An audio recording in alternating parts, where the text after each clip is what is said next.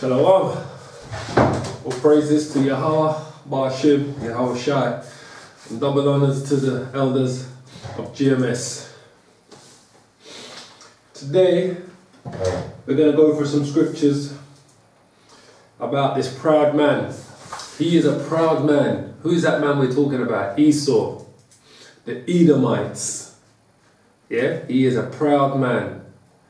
Who are the Edomites? Your modern day Europeans who have scattered their own selves to the four corners of the world. He's a very proud man. So we're going to start with Habakkuk. Habakkuk chapter 2, verse 5 to verse 8. Yeah? We're going to go into Habakkuk.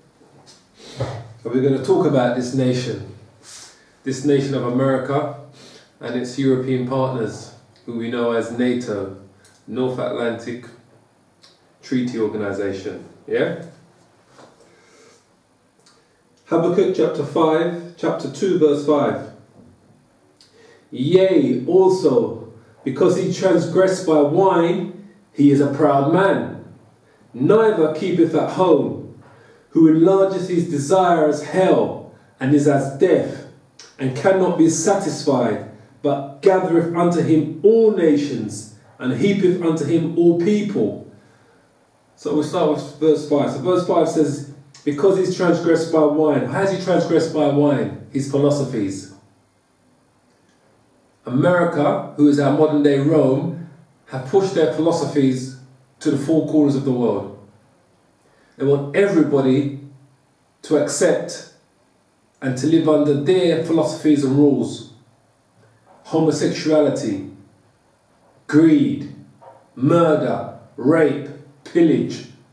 These are the philosophies of the Americans. These are the philosophies of the Europeans. Because you got to America, those same people that are in America are Europeans. Verse 6. Shall not all these take up a parable against him, and a taught him proverb against him, and say, woe to him that increaseth that which is not his? How long? And to him that ladeth himself with thick clay. So it says, woe, woe, what does woe mean? Destruction to him that increases that which is not his. How does he increase that which is not his? How does America increase that is not his? By sending his armies out to the four corners of the world to wage war, to incite war, to provocate war, so they can do what? Steal the minerals, the oil, the gold, the diamonds, all of these things that are in these countries. How did they get America? They committed genocide against North American Indians. So woe to him. It says, woe to him that increases that which is not his. The land of America wasn't his. There was people already there. They keep saying Christopher Columbus discovered America. Christopher Columbus didn't discover shit. There was people there. Those people that were in the Americas were who? They were the Israelites. They were the 10 lost tribes. So what did he do? He went over there to increase that which was not his. How long? Unto him that laddeth himself with thick clay. How does he ladder himself with thick clay? Debt. In the Hebrew that means debt. Thick clay. Debt. He ladders himself with debt. What is the American debt today? $17 trillion. Now does anybody in their right mind, in their absolute right mind, believe that America is going to be able to pay off its debt? No chance. No chance that they're going to be able to pay off their debt. Shall there not rise up suddenly that shall bite thee, and awake that shall vex thee? And thou shalt be for booties unto them. Because thou hast spoiled many nations, all the remnant of the people shall spoil thee. Because of men's blood, and for the violence of the land, of the city, and of all that dwell therein. So shall I not rise up and bite thee? Because that is what's going to be their end. The nations that they have caused complete destruction to, the people that they have enslaved, They're going to rise up. The Bible prophesies this. It says, shall they not rise up suddenly, that they shall bite thee? So it's going to be suddenly. It's going to be when they're sitting home comfortably celebrating their so-called Thanksgivings or Columbus Day or their pagan Christmas, New Year's celebration. It's going to happen suddenly. They're going to wake up one morning and realize that the American dollar has crashed. That America has filed for bankruptcy.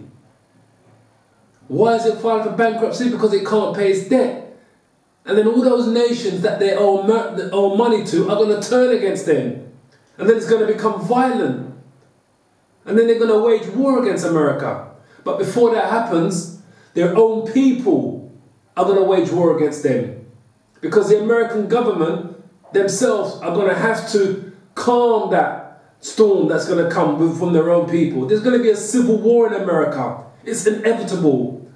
And if you're sitting there in your thrones, in your houses, in your castles, wherever you may be, and if you truly believe that America is not coming to its end, and that there's going to be a destruction within before it comes outside, then you've lost the plot.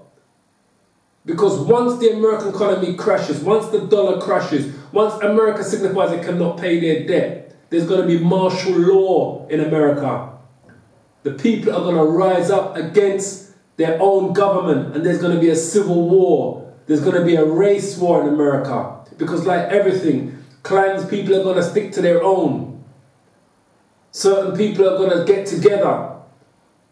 And Lord willing, the Israelites, the Mexicans, the Puerto Ricans, the so-called black Americans, the West Indians, all of the different tribes that are in the Americas today are going to get together to fight against the white man, to fight against Esau. Because Esau is going to come down on them. It says, woe to him that coveteth an evil covetousness to his house, that he may set his nest on high, that he may be delivered from the power of evil. So that's what they've done. They've built an evil covetousness on their own house, on the house of Esau. That's what they've done. So it says that he may set his nest on high. Has he not set his nest on high? He has his nest where? He has his nest up on high, up in the stars. So he set his nest up on high.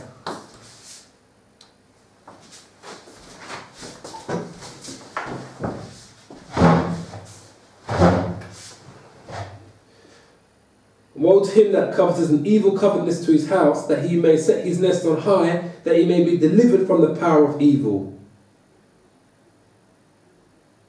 So this is a prophecy about America.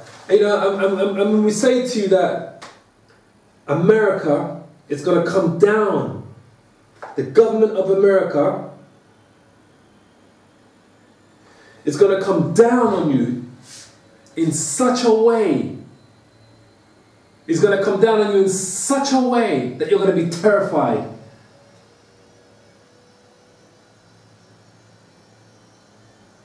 You're going to be terrified, completely terrified of this. Because it's prophesied in the book of Revelations. We're going to go to the book of Revelations, chapter 12, verse 12. It says, therefore rejoice, you heavens, and ye that dwell in them. Woe to the inhabitants of the earth and of the sea. Woe, destruction to the inhabitants of the earth and of the sea. Yeah? It says, for the devil is come down unto you, having great wrath, because he knoweth that he has but a short time. And when the dragon saw that he was cast unto the earth, he persecuted the woman which brought forth the man child. And when it speaks about the woman, it's talking about Israel, the Israelites. This is an analogy that represents the Israelites. So when John, the disciple, who was on the island of Patmos, when he got the vision from the Lord, and the Lord told him to write down these revelations. And what does the word revelation mean? To reveal. So he's revealing what's going to happen in the future. Because to be a prophet means to profess, to know before it happens. That's the definition of the word prophet. So now John is a prophet. He knew before what was going to happen. He may not have understood it all, but he knew these things were going to happen. So when it says to you in Revelation chapter 12 verse 12, therefore rejoice ye heavens, and ye that dwell in them. Woe to the inhabitants of the earth and of the sea, for the devil is come down unto you, and haveth great wrath, because he knoweth that he has but a short time. Because he does. Satan knows he has but a short time. Like a very, very short time. So we're gonna go to Sirach.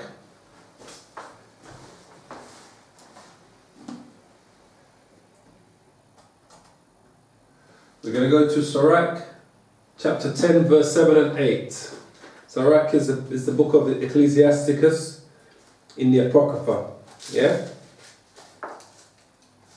Sirach, chapter 10.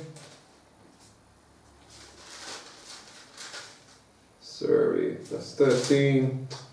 Chapter 10, verse 7 and 8. So this is in the Apocrypha.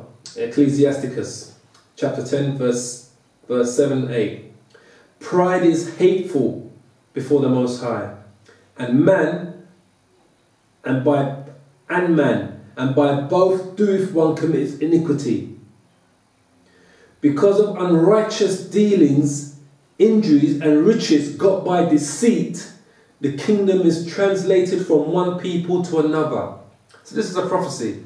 So it says, because of unrighteous dealings, because how is Esau living?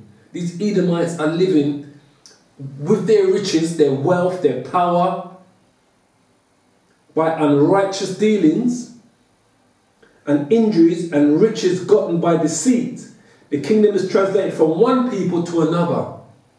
Because the kingdom is here. People think when they think about the kingdom of the Most High, the kingdom of the Most High is going to be brought down to here. The kingdom of Yahweh Shai is going to be brought down to earth. And when his kingdom is brought down to here, the Israelites, the 12 tribes of Jacob, the 12 tribes of Israel are going to be in rulership. And that's when the kingdom is going to translate from one people, which are the Edomites, Esau, Caucasians, to another people, to the Israelites.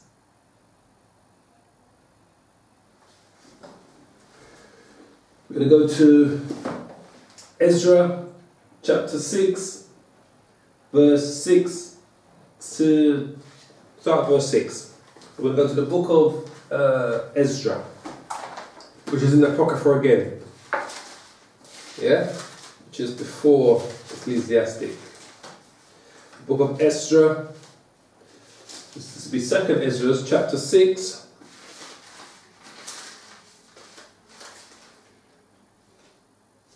So the book of Ezra, chapter 6, verse 6 to 10. And this is Ezra. Ezra is another prophet who was given revelations by the Most High during his time of fasting. Ezra went through some serious fasting to receive these visions from the Most High. So this is the book of Apocrypha, Ezra's chapter 6, verse 6. Then did I consider these things, and they all made through me alone, and through none other. By me also they shall be ended, and by none other. Then answered I and said, what shall be the parting asunder of the times? And what shall be the end of the first and the beginning of it that followeth? So this is Ezra's answer the question. Because if we go back to verse 6,